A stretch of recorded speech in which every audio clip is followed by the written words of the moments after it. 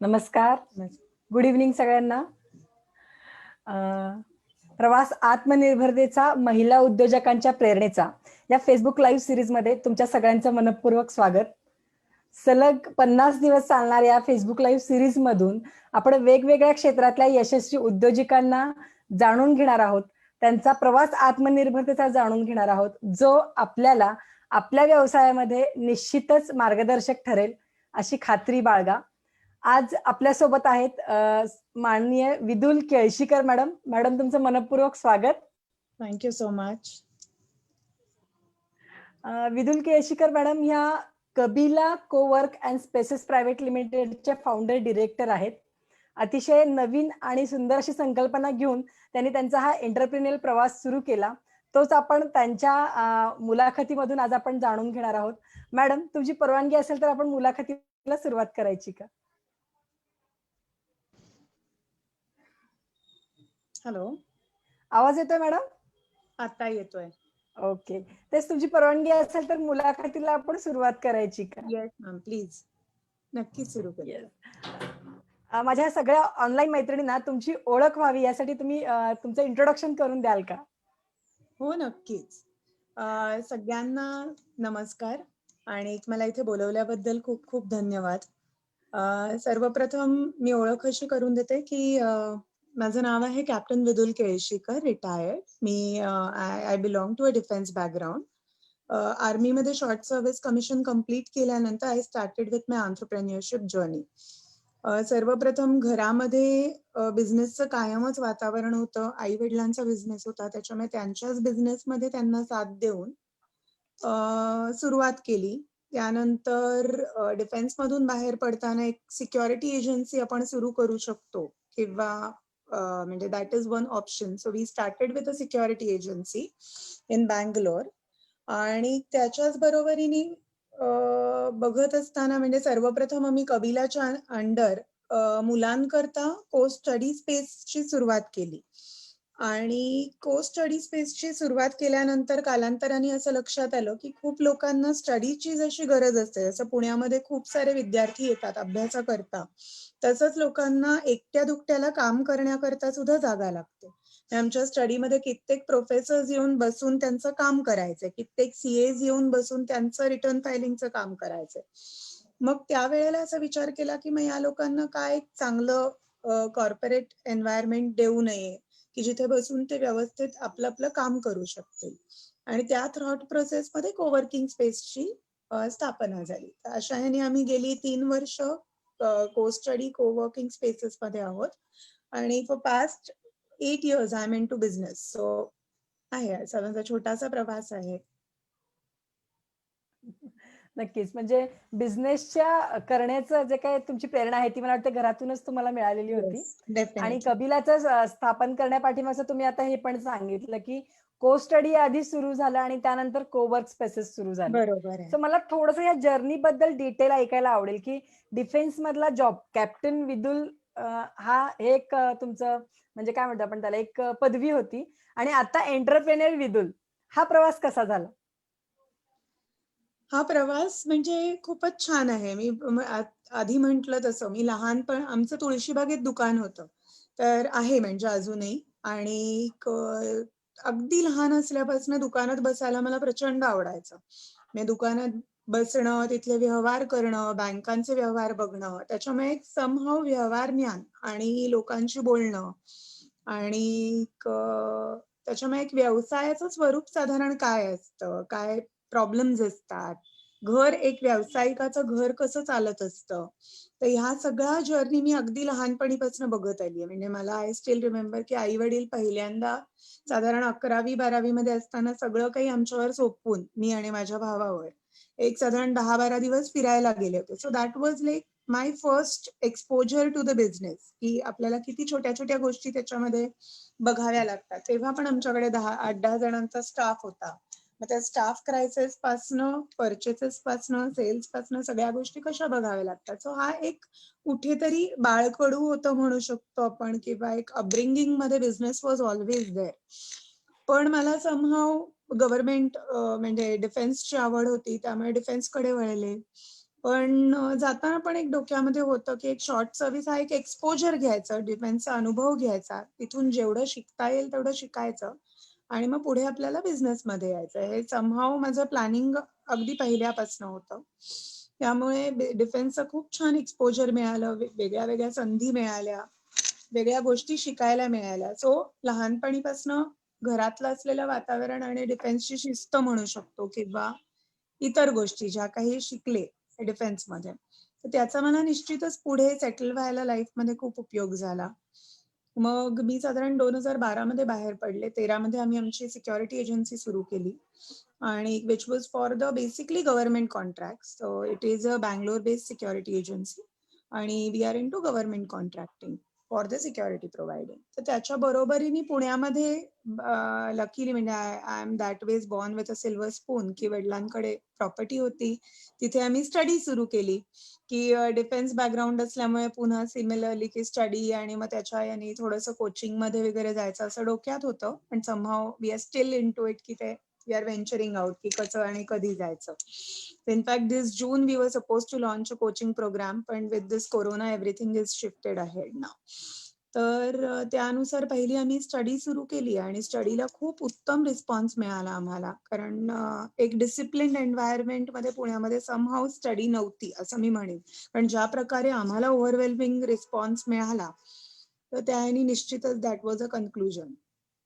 आणि स्टडी आपली साधारण आम्ही इनिशियली सुरू करताना 50 सीटर स्टडी स्पेस सुरू केली. ती आज आमची 500 सीटर स्टडी स्पेस झाली आहे. अरे वा. It's a very big study space. आणि त्याच्यामध्येच मी आधी म्हटलं तसं, की मुलं येत गेली, लोकं विचारत गेली, की तुमच्याकडे मग काम करायला मी बसू शकतो का? आणि then I started exploring on the internet, की असं काम करायला एकत्र जागा असतात का? आणि this concept was already deep rooted. म्हणजे I was never knowing about it, की कोवर्किंग स्पेसेसचं हे एवढं मोठं कॉन्सेप्ट आहे आणि जगामध्ये एवढ्या मोठ्या-मोठ्या कोवर्किंग स्पेसेस आहेत. So that was something which I learned in 2017.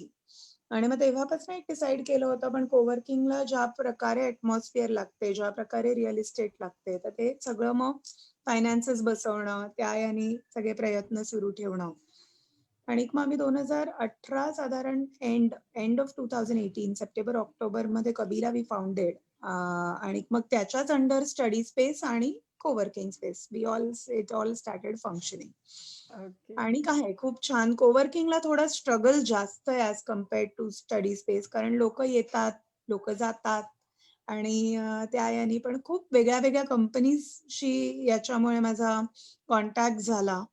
आणि खूप वेगळ्या-वेगळ्या प्रकारची लोकं आमच्याकडे काम करतात आणि करत होती. So it was definitely a good journey all together. नक्कीच. येस. नक्कीच. थोडासा वेगळा प्रश्न म्हणजे विचारावा असं मला असं वाटतं, की ह्याला कबीला हे नाव द्यावं असं तुम्हाला का वाटलं? कबीला इज बेसिकली कबीला म्हणजे आपण the tribe basically. So we are Kabila the cowork tribe. The tribe which works together, which exchanges yes. Ideas together.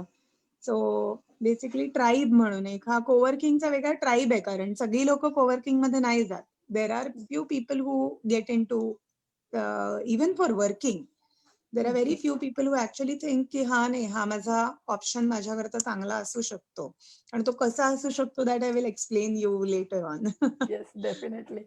Professionals असतील किंवा वर्किंग वुमन्स असतील, ज्यांना वर्क फ्रॉम होमच्या ऐवजी हा कबिला चांगला सपोर्ट करू शकेल असं मला वाटतंय. ते आपण समजून घेऊच पुढच्या ह्याच्यामध्ये. तोच मला पुढचा प्रश्न तुम्हाला विचारायचा होता, की जसं तुम्ही म्हटला को स्टडीमधनं को वर्किंगची तुमची सुरुवात झाली. पण नेमका या संकल्पनेला मूर्त स्वरूप येण्यासाठी कोणती एक प्रेरणा तुम्हाला ठरली असं वाटतंय, की आपल्याला हे सुरू करायचं आहेच असं तुम्हाला वाटलं? कारण माझ्याकडे ऑलरेडी को स्टडीमध्ये 7-8 लोकं येऊन बसायला लागली होती. की हू वर वर्किंग वर्किंग केलं होतं. Professional they were not getting there environment की त्यांना 4 लोकांशी बोलायचं असतं. आता स्टडीमध्ये कसं असतं तुम्ही एकमेकांशी बोलू शकत नाही. तुम्ही मोठ्या आवाजात फोन कॉल्स घेऊ शकत नाही. तुम्ही मीटिंग्स करू शकत नाही. सो दोज रिस्ट्रिक्शन्स वर देअर ऑन देअर. आणि मग कित्येक जण माझ्याकडे मॅडम मीटिंग करता तुमचं केबिन वापरू का? सो देन म्हणजे basically there was a requirement from the client की आम्हाला अशी स्पेसची रिक्वायरमेंट आहे. म्हणून मग आम्ही ती स्पेस डिझाइन केली. So yes. प्रॉब्लेमला सोल्युशन देता देता कबिलाची हा. निर्मिती झाली असं म्हणायला काही हरकत नाही. नक्की, निश्चित आहे. आता या कबिलाचं नेमकं वर्क स्ट्रक्चर काय आहे ते जाणून घ्यायला आवडेल मला. येस. सो कबिला बेसिकली 2 व्हर्टिकल्सवर काम करते. आधी सांगितल्याप्रमाणे, की एक तर वर्किंग प्रोफेशनल करता आणि दुसरं आहे स्टुडंट्स करता. तर वर्किंग प्रोफेशनल्स करता कबिलाचा एक कॉन्सेप्ट आता मार्केटमध्ये तुम्ही को लिव्हिंग ऐकलं असेल. को लिव्हिंग, को स्टडी, को kitchen is also one of the concept which is coming up. तर ही सगळ्या कॉन्सेप्टच्या मागे काय आहे, की आपण पूर्वी जेव्हा एकत्र कुटुंबात राहत होतो, तेव्हा एकत्र कुटुंबामध्ये सगळे ओव्हरहेड्स हे डिस्ट्रीब्यूट व्हायचे. म्हणजे घरामध्ये एक बाई जर सपोज कामाला आली, 8 लोकं राहत असतील आणि त्या 8 लोकांच्या 2 चे वेगळे फॅमिलीज झाले. तर 4 घरांमध्ये तुम्हाला बाई लागते, 4 घरांमध्ये तुम्हाला इलेक्ट्रिसिटी लागते, 4 घरांमध्ये तुम्हाला धान्य भरावं लागतं, त्याच्याकरता 4 वेळा तुम्हाला कम्यूट करावं लागतं. So every overhead increases as you go nuclear. It is a fact. म्हणजे न्यूक्लिअर कितीही चांगलं म्हणा किंवा वाईट म्हणा, पण जेव्हा काही एक जसं कबिला आहे, की जसं एक ट्राईब एकत्र येऊन जेव्हा एखादी गोष्ट करायला जाते, तेव्हा ती गोष्ट इझी होते. तर म्हणजे ह्या धर्तीवर जेव्हा बेसिकली एखादा मनुष्य आता ऑफिस शोधायला जातो, तेव्हा त्याच्यासमोर एखाद्या सीएला फॉर एक्झाम्पल त्याचं ऑफिस सुरू करायचंय. भले त्याला ₹15,000 मध्ये एखादं ऑफिस स्पेस मिळेल. माझ्याकडे ₹15,000 केबिन स्पेस जर मी देतेय, तर त्याला सुद्धा 15,000त अख्खं ऑफिस मिळेल कदाचित. पण त्याला ऑफिसला असिस्ट करणारा मुलगा वेगळे ₹10,000-12,000 देऊन ठेवावा लागेल. त्याला क्लिनिंग स्टाफ वेगळा ₹2,000-3,000 देऊन ठेवावा लागेल. त्याची इलेक्ट्रिसिटी बिल ही वेगळी प्रॉब्ली 2,000-3,000ची जाणार आहे. सो हा क्युम्युलेटिव्ह एक्सपेन्सेस जर पकडले, तर इट गोज अराउंड 30,000-40,000च्या घरामध्ये एका माणसाचं ऑफिस जातं. सो व्हेअरएज कबिलामध्ये आता माझ्याकडे एक सीए होत्या. Now she took her own office. So basically it's a stepping stone. When you are starting your practice, की त्यावेळेला तिने माझ्याकडे डेस्क घेतलं. क्लायंट आला ती आमची कॉमन मीटिंग रूम वापरायची. क्लायंट नसेल तेव्हा ती तिच्या डेस्कवर बसून काम करायची. So ultimately her expenses was around ₹6,000 a month. So then she was saving quite a lot. Plus she was getting a service from our office boys. She was getting everything in common. So ह्या सगळ्या फॅसिलिटीजमुळे co-working spaces are in the game today. So basically we have dedicated desk. We were having unreserved desk. आता ते आपण ठेवलेले नाहीयेत with this new COVID era. We are having nice cubicles जशी bank मध्ये असतात. We are having nice cabins. We have a common meeting room. की कारण मीटिंग रूम जशी ज्याची रिक्वायरमेंट असेल तसं ते बुक करतात. We have few office spaces also ज्या म्हणजे 20 लोक 25 लोक की ज्यांना काही लोक असतात ज्यांना टेम्पररी 5-6 महिने टीम त्यांची काम करत असते किंवा कंपनीमध्ये टेम्पररी बेसिसवर लोक घेतात आणि त्यांना बसवायला कंपनीमध्ये जागा नसते. मग त्या लोकांना ते आमच्याकडे पाठवतात की 5-6 महिने तुमच्याकडे बसा, प्रोजेक्ट गेलं की ती लोक निघून जातात. So it is a flexible real estate solution basically. आणि को स्टडीमध्ये अगेन रिझर्व्ह आणि अनरिझर्व्ह डेस्क असतात. त्यातलं आता अनरिझर्व्ह डेस्क ही कॉन्सेप्ट पूर्णतः when this new era it is stopped. So you have only reserve desk where you come, you sit, you study and you go back. त्याच्यामध्ये आम्ही स्टडी करण्याकरता जेव्हा युपीएससी एमपीएससी म्हणजे I have gone through that phase in my life. So what you need is a stable mindset, a good counselling आणि एक कुठेतरी म्हणजे आम्ही मॉक इंटरव्ह्यूज मॉक टेस्ट सुद्धा घेतो आमच्याकडे. प्लस आम्ही मेंटरिंग सेशन्स चांगल्या चांगल्या लोकांचे घेतो. Many good people are associated with us. Plus त्याच्याबरोबर आम्ही योगा प्राणायामचे क्लासेस घेतो मुलांकरता. सो म्हणजे मुलांचं एक होलिस्टिक डेव्हलपमेंट व्हावी. आता न्यू आम्ही we are starting with the essay writing competition, elocution competitions within it. So it's an environment of its own, म्हणजे for not students. other study for students. So basically we are working in Kabila on these two verticals. Okay. MPSC युपीएससीच्या विद्यार्थ्यांना जे काही काय म्हणतात आपण त्याला proper environment लागतं, ते एन्व्हायरमेंट तयार करण्यामध्ये मला वाटतं कबिलाचा फार मोठा हात आहे. कारण जनरली ऑल ओव्हर महाराष्ट्रातनं मुलं जी काही असतील एमपीएससी युपीएससी साठी स्टडीसाठी पुण्यामध्येच येतात Yes, आणि त्याला मला वाटतं कबिला हे बेस्ट yes, सोल्युशन yes. आताच्या We ह्याच्यामध्ये work आहे. under brand called Bodhi Abhyasika for study okay. आणि Kabila co-work for co-working space. So को working space. yes, yes. Okay okay okay. मग आता हे आपण ज्या वेळेला कबीला स्टार्ट केलं म्हणजे 2-3 वर्षापूर्वीचीच ही गोष्ट आहे. कन्सेप्ट तुमच्या डोक्यामध्ये आली आणि तुम्ही ते स्टार्ट केली. त्यावेळेला नेमक्या तुम्हाला काय-काय अडचणी फेस कराव्या लागल्या? किंवा जसं तुम्ही म्हणालात, की रिअल इस्टेटचं हे आपण एक पॅकेज दिल्यासारखं देतोय हो, हो, प्रोफेशनल्सना हो, किंवा कोवर्कर्सना. तर हो. त्यावेळेला तुम्हाला काय अडचणी आल्या आणि त्यावरती तुम्ही कशी काय मात केली? अडचणी अशा खरं सांगायचं तर टचवूड सगळ्या गोष्टी घडत गेल्या. म्हणजे थोड्या त्या दिवसापुरता कदाचित आपल्याला एखादी गोष्टीची अडचण वाटते, पण ती पुढे जाऊन ती अडचण नसते. कदाचित चांगल्या गोष्टी त्यातनं घडून गेल्या. So when I look back probably अडचणी अशा मला डोळ्यासमोर पटकन नाही येणार कधी लक्षात.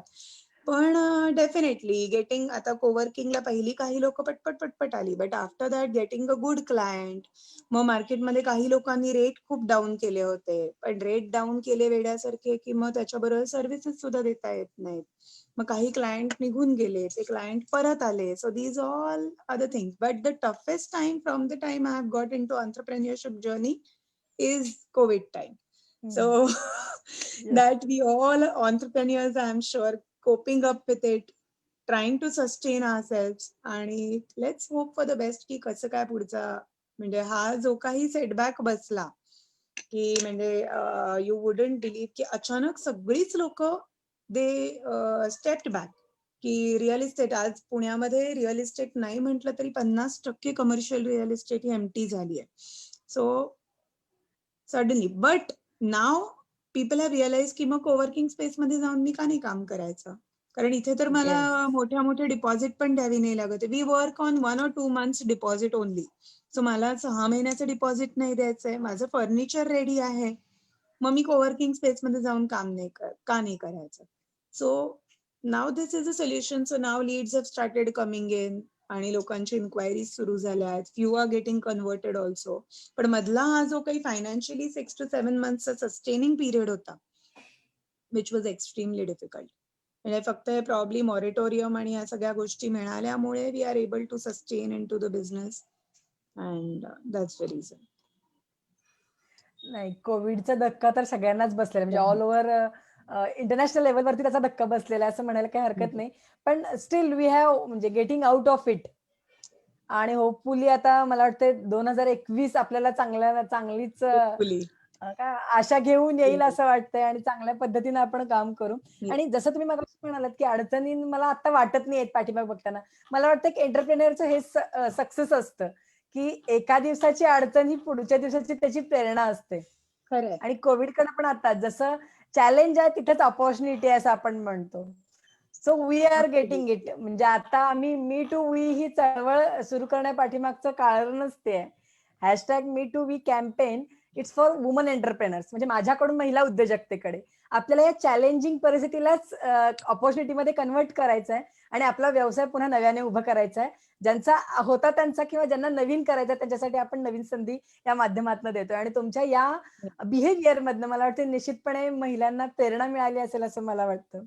सो आता या सिच्युएशन नंतर म्हणजे कोरोनाचा आता उल्लेख झालाच या प्रश्नामध्ये आपला. ह्या सिच्युएशन नंतर कोणकोणत्या लोकांना आपण कबिलाचा फायदा करून देऊ शकतो किंवा कबिला कुणाकुणासाठी सपोर्ट सिस्टम ठरू शकते? मला असं वाटतं की आत्ताचं जे येणारं रिअल इस्टेटचं भवितव्य असणार आहे ते म्हणजे आत्ता जे मी मार्केटमध्ये बघतेय because I have been talking to lot of brokers आणि lot of professionals as well, की एकतर हे सगळ्यांना आता वर्क फ्रॉम होमची थोडीशी सवय लागली आहे. पण वर्क फ्रॉम होमचे इटसेल्फ प्रॉब्लेम्स पण खूप भयानक आहेत and specially with the women entrepreneurs. म्हणजे मला असं वाटतं की मी माझं 100% घरून बसून नाही देऊ शकत. आणि घरात आपण असू की मग घरामध्ये आपण त्या प्रत्येक बाईला घरामध्ये सुद्धा रिस्पॉन्सिबिलिटीज असतात आणि त्या दोज आर अनएंडिंग. त्याच्यामुळे ती एक जी लाईन ड्रॉ करायची असते ती somehow I am finding it difficult with many people and many women have contacted me की आम्ही ना हा जरा महिना जाऊ दे, दिवाळी होऊन जाऊ दे, we are going to start coming to the office. भले माझ्या ऑफिसने मला नको बोलवू दे, but I will come out of home and start working at the coworking spaces. So तसंच म्हणजे मला असं वाटतं की आता ज्या लोकांनी आपली ऑफिसेस गिव्ह अप केलेली आहेत, की भले मग तो रेंटचा प्रॉब्लेम असू दे, क्लायंटचा इश्यू असू दे, पण टू स्टार्ट अगेन कोवर्किंग म्हणजे कबिलाच असं नाही, one should get back to the office. घर हे सोल्युशन असू नाही शकत काम करायला. It was a temporary phase and it should remain like a temporary phase. People should get out of the home. कारण work is not only about working. म्हणजे तुम्हाला तुमचे कलिग्स लागतात, 4 लोक लागतात. मनुष्य हा मुळात सोशल प्राणी आहे. तो काही घरात एकटा बसणारा नाहीये. त्याच्यामुळे पुन्हा एकदा या ऍटमॉस्फिअर मध्ये थोडी कोविडचं प्रसार कमी झाल्यानंतर, थोडी भीती कमी झाल्यानंतर, थोडी काळजी घेऊन बाहेर नक्कीच. आणि कोणतेही प्रोफेशनल्स असू देत, all those people who want to start their businesses, आणि तुम्हाला लॅपटॉपवर बसून काम आहे किंवा ऑफिस स्पेसेस लागणार आहेत, मीटिंगला लागणार आहेत, म्हणजे इतक्या लेवलला की आपण फक्त मीटिंग रूम सुद्धा रेंटवर देतो, की तुम्हाला ओके. फक्त येऊन तुमची मीटिंग करायची आणि you want to move on. That is also possible. So please avail these facilities. And there are number of people who are providing these facilities. Might be people are not knowing it. आणि आता तुम्ही खूप cost cutting करू शकता तुमच्या स्वतःच्या बिझनेसचं. तर त्यानुसार ज्या मुलींना किंवा ज्या महिला उद्योजका आहेत की ज्यांना सुरू करायचं आहे, मग ते टुरिझम असू शकतं, सीए असू शकते, किंवा एखादे डिजिटल मार्केटिंग फर्म असू शकते, अजून कोणती आयटी कन्सल्टन्सी. आयटी मधली लोक जास्त येतात कोवर्किंग मध्ये. इंटिरियर डिझायनर्स आहेत, सीएज आहेत. So any professional who wants to restart again, or having small office spaces, they are most welcome. Like, yes, this is a definitely. solution for them. नक्कीच. नवीन सुरुवात करत असताना कॉस्ट कटिंग असेल किंवा बाकीच्या कोणत्या गोष्टींसाठी असेल. जसं तुम्ही म्हटलं फक्त मीटिंग रूम सुद्धा आपण अवेलेबल करून देऊ शकतो. कारण आणि पुणे हे कन्व्हिनियंट स्पेस आहे मला वाटते बऱ्याच जणांना. अप्रॉक्स टू द महाराष्ट्र बघितलं तर. म्हणजे हो. तिथे येऊन जर मीटिंग रूमचा वापर करायचा असेल तर Kabila is the best solution. Yes, definitely. Okay. मला अजून एक प्रश्न इथे विचारावसं वाटतं, की तुमच्या जसं तुम्ही म्हटलात, की शिस्तीचा फायदा मला या कबिलाच्या ह्याच्यामध्ये झाला. सो अशा डिफेन्स मधल्या म्हणजे तुमच्या जॉब मधल्या कोणकोणत्या तुमच्या वर्क कल्चरचा हे फायदा तुम्हाला या कबिला स्टार्टअपमध्ये किंवा कबिला तर रन करताना झाला? बेसिकली म्हणजे जो काही स्टाफ आहे, स्टाफ आणि मला मिताली मॅडम ज्यांनी आपल्याला कनेक्ट करून दिलं, everybody gives me a feedback whether your staff is extremely good. आणि तो स्टाफ घडवण्यामध्ये मला डेफिनेटली एक मदत झाली, की त्यांना कसं ग्रूमिंग केलं पाहिजे. म्हणजे there are so many clients who have not met me also, की ज्यांना मी महिनोन-महिने भेटलेली पण नाहीये किंवा आमचं कधी इंटरॅक्शन पण नाही झालेलं. पण रोजचं ज्यांचं तुमच्याशी इंटरॅक्शन आहे, प्लस मग काही गोष्टी त्यांना सेट करून देणं, ह्या वेळेला या गोष्टी झाल्याच पाहिजेत, या पद्धतीने तुमचं बोललं गेलं पाहिजे, या पद्धतीने तुमचा एरिया मेंटेन केला गेला पाहिजे. So these all things I feel are different because of upbringing आणि because of grooming them. कारण सगळ्या गोष्टी शेवटी आपण स्वतः नाही करू शकत ना. त्याच्यामुळे दॅट डिपेंडन्सी इज देअर. आणि इथे सो तुम्हाला डिफेन्सच्या तुमच्या वर्क कल्चरचा फायदा झाला. मला डेफिनेटली झाला. कुठे झाला नाही सांगता येणार. कदाचित ते इतर लोक सांगू शकतील, की बरोबर. ज्यांनी नक्की एक्सपिरियन्स काय घेतलाय त्यांना ते वेगळं सांगू वाटतं. पण शकतील. त्यांना डेफिनेटली वेगळं वाटतं आमच्याकडे as okay. Compared to other institutes. Okay, okay. आणि म्हणजे जसं आता तुम्ही मिताली मॅडमचं नाव सांगितलं, त्यांनीच ॲक्चुअली हे सजेस्ट केलं. त्यामुळे मिताली मॅडमांचे मी आभार मानायला विसरणार नाही इथं. कारण यू विल नॉट बिलीव्ह, आमच्या टोटल आमचं मोठं जिथे आमचा प्रिमायसेस आहे, त्या प्रिमायसेस मध्ये आता 5 इयर्स ओल्ड प्रिमायसेस आहे. ओव्हरऑल प्रिमायसेसचा पण मेंटेनन्स आमच्याकडेच आहे आणि hardly there are any spitting marks in the premises. I don't know how, but we have been able to manage it. आणि म्हणजे कचरा दिसणार नाही. प्रॉब्ली लोकांना बोलून बोलून कन्व्हिन्स करून करून, अदरवाईज 500 स्टुडंट्स एका बिल्डिंग मध्ये हँडल करणं आणि ती बिल्डिंग नीट ठेवणं इज नॉट इझी. म्हणजे yes. So difficult that's job. It's a difficult job म्हणजे. ओके. याच्यामध्ये ओव्हरलॅपिंग कधी झालेलं आहे का? आणि त्याच्यावरती मग तुम्ही कसं सोल्युशन दिलेलं आहे?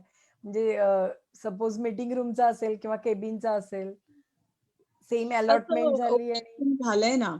सो बट लकीली म्हणजे मी माझं स्वतःचं केबिन पण दिलेलं आहे कित्येकदा. ठीक आहे, you come and do your meeting in my on cabin, किंवा मग एखादं छोटंसं पॉकेट. आम्ही टेरेसवर एक ॲडहॉक मीटिंग रूम करून ठेवली आहे छोटीशी, आणि आता ती कोविड एरामध्ये खूप सगळ्यांना कन्व्हिनियंट पडते जाऊन तिथे गप्पा मारायला, because it's an open meeting room.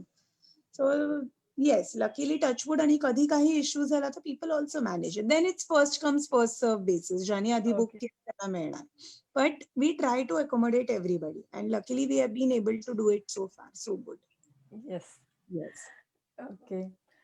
थोडस एक म्हणजे आता चर्चा आपली फार सुंदर पद्धतीने चाललेली आहे. सो एक प्रश्न मला असा सारखा डोकावतोय माझ्या मनामध्ये, की जॉब असेल किंवा आता एंटरप्रेन्योरशिप असेल, या दोन्हीमध्ये काही हॉबीज आहेत का तुमच्या, ज्यांनी तुम्हाला याच्यामध्ये गाईडन्स केलं असं तुम्हाला वाटतं? किंवा असे छंद ज्यांनी तुम्हाला हे करत असताना मदत केली असं वाटतंय तुम्हाला? हा डेफिनेटली. प्रवास करत मी असताना? I am a sports enthusiast basically. Swimming, running, cycling, kettlebell, gym workouts. तर त्याच्यामुळे एक कुठेतरी माइंड स्टेबिलिटी येऊन काही जे काही झालं असेल ते लेट गो करणं आणि पुढे जाणं. So consistently one thing common with me is my basically fitness regime, जो मी बरीच वर्ष जोपासतीये. आणि इनफॅक्ट मला कायम असं ते एक माझं ड्रीम राहून गेलं, की I wanted to get into fitness as like commercially. फिटनेसमध्ये मग जिम ओपन करा म्हणा किंवा स्टुडिओ म्हणा किंवा एखादं त्या यानी. पण समहाऊ माझं फायनान्शियल कॅल्क्युलेशनमध्ये ते अजून वर्कआउट झालेलं नाहीये. म्हणजे माझ्याच कॅल्क्युलेशनमध्ये ते बसत नाहीये. So but that as a hobby I have always maintained.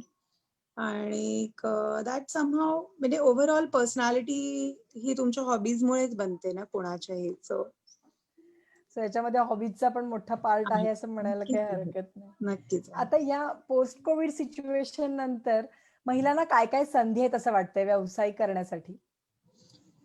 व्यवसाय करतात तर अँपल ऑफ अपॉर्च्युनिटीज ओपन आहेत. फक्त म्हणजे अपॉर्च्युनिटीज जशा आहेत तसे प्रॉब्लेम्स पण आहेत. आता फायनान्सेस उभे करणं हा सुद्धा मोठा इश्यू आहे. तर मला असं वाटतं, की प्रत्येकीच्या हातामध्ये जो काही स्किल सेट आहे, कोणाच्याही हातामध्ये, this is the best time to develop your skill set and convert it into a business opportunity. आणि हे कित्येक लोकांचं मी आता बघतेय. मग छोटा-छोटा आणि स्किल सेट लोकांना हा खूप चांगला कळला या कोविडच्या पिरियडमध्ये. कारण प्रत्येकाला स्वतःपाशी वेळ मिळाला. कोविडच्या काळामध्ये प्रत्येकाला थांबून आपला विचार करायला वेळ मिळाला. तर त्याच्यामुळे महिलांकडे समहाऊ आय फील की ज्यांना जे आवडतंय, मग ती पाककला असू दे किंवा मुलांची म्हणजे काळजी घेऊन एखादीला डे केअर घरी चालवायचं असू दे. म्हणजे आता मी I would give you a recent example, की सोसायटीमध्ये एक आयटी मधली मुलगी होती, जिचं जॉबचं गडबड झाली अँड सोसायटीतल्याच मुलांचं तिने छोटंसं क्रॅश सारखं घरी सुरू केलं. So she got a luckily good opportunity, good timing, की वर्क फ्रॉम होमच्या बायका आहेत ज्या वैतागलेल्या आहेत ऑलरेडी, त्यांची मुलं घरी येऊन सांभाळायला सुरुवात केली. सो अशी आणि अपॉर्च्युनिटीज आजूबाजूला नक्की गरज कशाची आहे? कारण आज गरजा बदललेल्या आहेत. लोकांचे प्रॉब्लेम्स बदललेले आहेत. तर आज आजूबाजूला प्रॉब्लेम्स काय आहेत आणि त्याला मी काय प्रकारे सोल्युशन देऊ शकते? So I feel that analysis is very important. आणि त्याच्यामुळे छोट्या-छोट्या स्टेपनी आपला बिझनेस ग्रो करत जावा. खूप मोठी स्वप्न इनिशियली बघून आणि त्याच्या मागे धावून त्याच्यापेक्षा कोणालाही बिझनेस जर डेव्हलप करायचा असेल, तर one should take a baby step and go ahead I feel. Okay, okay. I may be wrong, की नक्की. काही लोकांना पटणार नाही हे, पण I feel baby steps are always better, की छोट्या-छोट्या नाही. फुंकत-फुंकत पुढे जावं असं. येस. आणि ह्याच थोडं छोट्या-छोट्या स्टेप्स आपल्याला मोठ्या मार्गावरती घेऊन जातात असं मला वाटतं. Definitely, definitely. इफ वी आणि think positive about it, the small absolutely. Steps are giving us large sky असं म्हणायला येस, काही हरकत नाही. खरंच अ, आहे. म्हणजे अगदी चांगलं सांगितलं तुम्ही, की संधी आता आपल्याला शोधाव्या लागतील.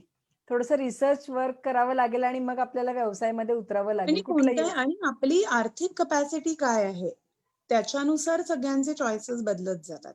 काहीही आर्थिक कपॅसिटी नसताना सुद्धा माणूस आज इंटरनेट सारखं माध्यम आहे, ज्याच्यातनं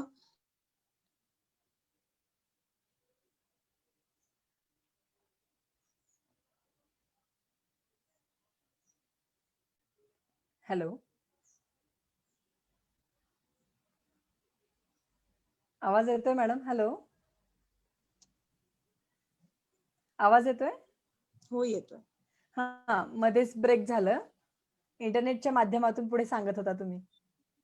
मी म्हटलं इंटरनेट सारखं माध्यम फक्त असलं तरी सुद्धा ज्याला करायचंय तो त्यातनं सोल्युशन काढू शकतो. फॉर एक्झाम्पल मी दिलं जसं जिम्स बंद झाल्या होत्या, पण कित्येक फिटनेस ट्रेनर्सनी ऑनलाईन क्लासेस सुरू केले.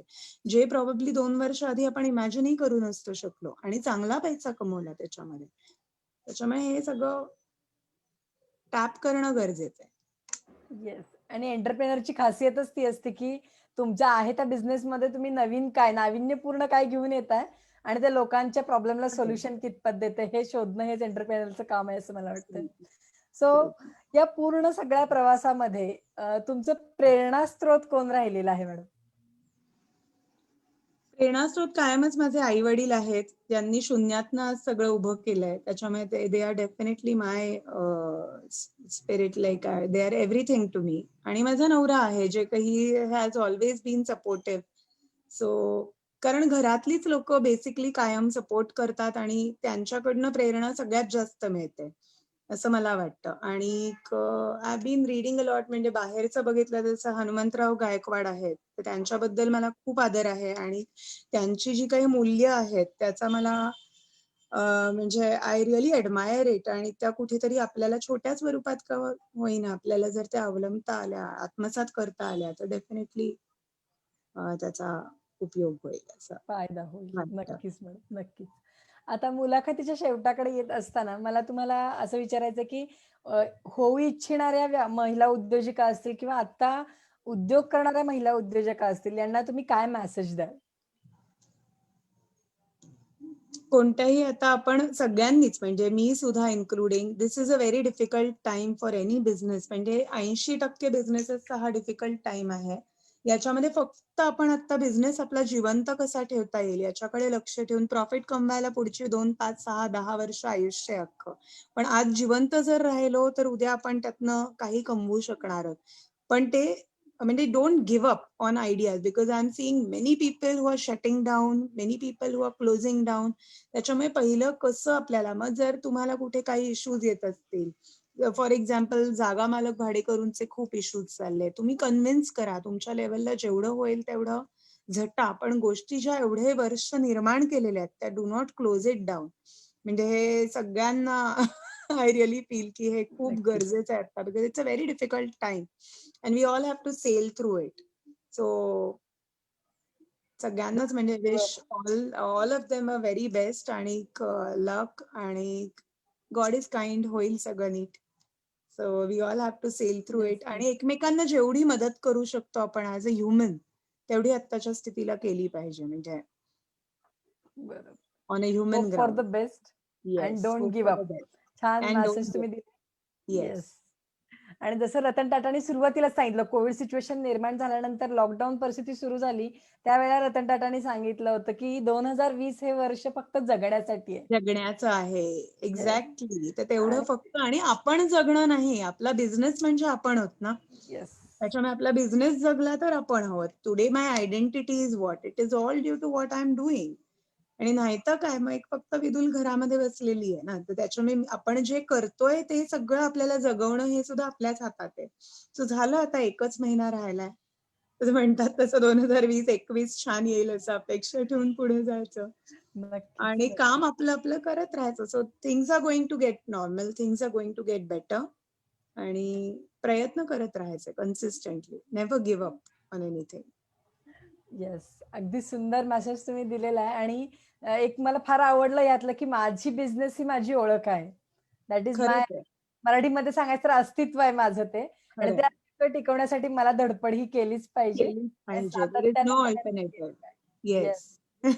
अतिशय छान मेसेज तुम्ही सगळ्या मैत्रिणींना माझ्या दिलेला आहात. आता शेवटी मी सगळ्यांचे आभार तर मानेनच, पण त्याआधी तुम्हाला सगळ्यांना पुन्हा आवाहन करतेय, की मी टू वी या कॅम्पेनला प्रतिसाद देण्यासाठी कमेंटमध्ये मी टू वी हे टाइप करा. म्हणजे तुम्ही आमच्यासोबत जोडले जाल. जसं मगाशी मी सांगितलं, की नवीन उद्योजिका असतील किंवा सध्या एक्झिस्टिंग एंटरप्रेनर असतील, त्यांना मार्गदर्शन करण्यासाठी अवेक फाउंडेशन आणि महाराष्ट्र माहिती तंत्रज्ञान सहायता केंद्र यांनी मी टू वी ही चळवळ सुरू केलेली आहे. ज्या माध्यमातून तुमच्या कोणत्याही अडचणीला आमचा हात असणार आहे. एक हँड होल्डिंग आम्ही या माध्यमातून तुम्हाला देत आहोत. सो तुमच्या सगळ्यांना पुन्हा एकदा आवाहन, की मी टू वी हे टाइप करायला विसरू नका आणि आमच्या सोबत राहून स्वतःचं अस्तित्व सिद्ध करायला नक्कीच तयार राहा. सो विदुल मॅडम, तुम्ही तुमचा वेळ दिलात आणि तुमच्या कबिलाबद्दल आम्हाला माहिती करून दिलीत. मला वाटतं पुण्यामध्ये किंवा मेट्रोपॉलिटन सिटीजमध्ये जरी ही कन्सेप्ट रूढ झाली असली, तरी बऱ्याच ठिकाणी असं आहे की ह्या कन्सेप्ट बद्दल माहिती नाहीये. सो एक नवीन संकल्पना आपण सगळ्या आपल्या मैत्रिणींच्या समोर मांडली. त्यातनं काही उद्योजिका प्रेरणा घेतील आणि ही कन्सेप्ट राबवतील असं निश्चित मला खात्री वाटते. So thank you so much for your valuable time and guidance. So much for your valuable time as well आणि सगळ्यांना all the best. Thank you so much. Doctor Mitali ma'am, तुमचे सुद्धा मनपूर्वक आभार. आणि तुम्ही विदुल मॅम सारख्या चांगल्या एका महिला उद्योजिकेला आपल्याशी जोडून घेतलं आणि त्यांचं इंट्रोडक्शन आपण आपल्या प्लॅटफॉर्मवरती करून देऊ शकलो. आणि सगळ्यात शेवटी माझ्या ऑनलाईन सगळ्या मैत्रिणींना मनपूर्वक आभार की तुम्ही रोज येताय, तुमचे चांगले कमेंट्स आणि तुमचा जे काही तुमचे लाईक्स आहेत ते माझा उत्साह वाढवतायत. आणि तुमच्यासमोर नवीन नवीन कशा उद्योजिकांना घेऊन येता येईल, त्यांचा प्रवास कसा तुमच्यासमोर मांडता येईल, ह्याचा सातत्याने एक विचार माझा बॅक ऑफ द माइंड सुरू असतो. सो अशीच प्रेरणा देत राहा ही विनंती मी करते आणि थांबते. Thank you so much. थँक्यू.